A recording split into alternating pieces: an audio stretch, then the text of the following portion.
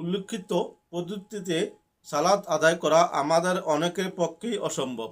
কেন তা না, সালাত আদায়কালে আমরা নানাবিধ শয়তানি কুমন্ত্রণার শিকার হচ্ছি, যে কারণে একাগ্রতা হুজুরি কালব তথা খুশু খুজুর সাথে সালাত আদায় করা সম্ভব হচ্ছে না। সালাতে আমাদের মন বিভিন্ন দিকে ছুটাছুটি করে, যা সালাতের বাইরেও হয় না।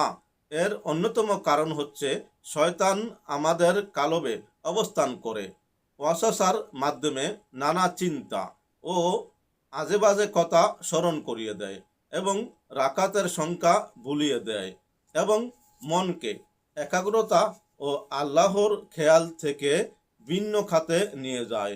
নিম্নে কোরআন ও হাদিসের মাধ্যমে সালাতে শয়তানের ওয়াসওয়াসা দূর করার জন্য কিছু কথা বলা হবে। তাই শুরু থেকে শেষ পর্যন্ত দেখব, এর উপর জানবো, আমল করব। জেনে আমল কি যে সাধ, যে করেছে সেই বুঝেছে। আমি আল্লাহর কাছে পানাও চাচ্ছি খান্নাসের শয়তানি কুমন্ত্রণা অনিষ্ট হতে, যে মানুষের বক্ষে বা অন্তরে কুমন্ত্রণা দেয়। সূরা নাস আয়াত 4 থেকে 5। এছাড়াও সালাতে নফসানি কুমন্ত্রণা হয়ে থাকে, যেমন কোরআন কারিমে আল্লাহ তাআলা বলেন, নিশ্চয়ই মানুষের নফস খারাপ কাজের নির্দেশ দেয়, তবে আমার রব যাকে দয়া করেন তার কথা ভিন্ন। নিশ্চয়ই আমার রব ক্ষমাশীল ও দয়ালু। সূরা ইউসুফ আয়াত 53। অন্য হাদিস শরীফে এসেছে, নিশ্চয়ই শয়তান মানুষের শরীরে রক্তে চলার মতো চলাচল করে, তাই আমার ভয় হয় যে সে তোমাদের কালবে খারাপ অথবা ধ্বংসাত্মক কিছু নিক্ষেপ না করে বসে। হাদিস বুখারী শরীফ ও মুসলিম শরীফ। হযরত আবু হুরায়রা রাদিয়াল্লাহু তাআলা আনহু থেকে বর্ণিত, রাসূলুল্লাহ সাল্লাল্লাহু আলাইহি সাল্লাম বলেছেন, নিশ্চয়ই তোমাদের কেউ যখন সালাতে দাঁড়ায় তখন শয়তান এসে তাকে ধোঁকা দিতে থাকে এবং একথা সে কথা স্মরণ করিয়ে দেয়। ফলে তার মধ্যে এমন অবস্থা তৈরি হয়ে যায় যে সে জানে না কত রাকাত সালাত আদায় করেছে। হাদিস বুখারী শরীফ ও মুসলিম শরীফ। এটি হাদিসের অংশ বিশেষ। তাই আসুন হাদিস সম্বন্ধে আরও জানি, এর উপর আমল করি। সম্মানিত দ্বীনী ভাই বোনেরা, ভালো জিনিস শেয়ার করলে নেকি হতে পারে, তাই আমরা নেকি থেকে দূরে না থাকি, ভালো জিনিস যেখানে দেখব সেখানে শেয়ার করব, মূল্যবান মতামত কমেন্টের মাধ্যমে জানাবো। হযরত ইবনু মাসউদ রাদিয়াল্লাহু তাআলা আনহু থেকে বর্ণিত, শয়তান মানুষের শিরা উপশিরা রক্ত প্রবাহের মতো দৌড়াদৌড়ি করে, এমনকি সে তোমাদের সালাতের অবস্থায়ও আসে এবং মুসল্লির মলদারে ফুঁক দেয় ও যৌনাঙ্গ সিক্ত করে দেয়। তারপর মুসল্লিকে বলে, তোমার সালাত ভেঙে গেছে, সুতরাং তোমরা শুনে রাখো, তোমাদের মধ্যে কেউ যেন সালাতরত অবস্থায় বায়ু নিঃসঙ্গের দুর্গন্ধ না পাওয়া কিংবা শব্দ না শোনা, প্রস্রাবের ক্ষেত্রে ভিজে অবস্থা না হওয়া পর্যন্ত সালাত না ভাঙ্গে।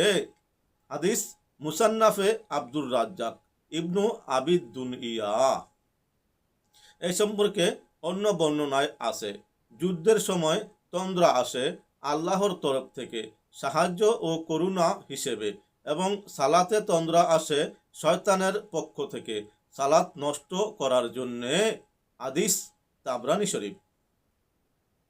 হযরত ইবনু মাসউদ রাদিয়াল্লাহু তাআলা আনহু বলেছেন, সালাতরত অবস্থায় হাই ও হাসি আসে শয়তানের তরফ থেকে। হাদিস তাবরানী ইবনু আবি শায়বা।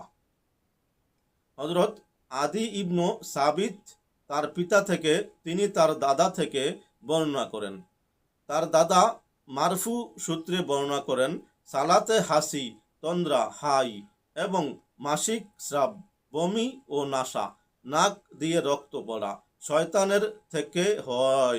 শয়তান থেকে হয়। হাদিস তিরমিজি শরীফ। হাদিস তং 2748।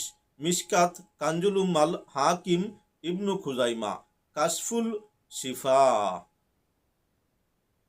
অপর এক বর্ণনায় রয়েছে শয়তানের একটা বিশেষ শিশি আছে, যাতে কিছু ছিটানো জিনিস আছে।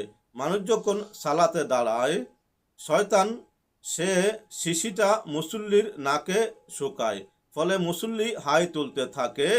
তাই সালাতের সময় কারো হাই উঠলে নাক মুখ চেপে তা বন্ধ রাখার নির্দেশ দেওয়া হয়েছে।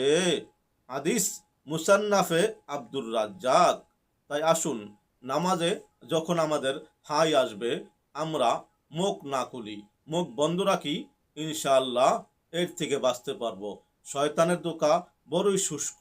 শয়তানের ধোঁকা থেকে বাঁচতে হলে জানতে হবে, মানতে হবে, কামেল মুর্শিদের কাছে যেতে হবে, তাহলে মানা সম্ভব।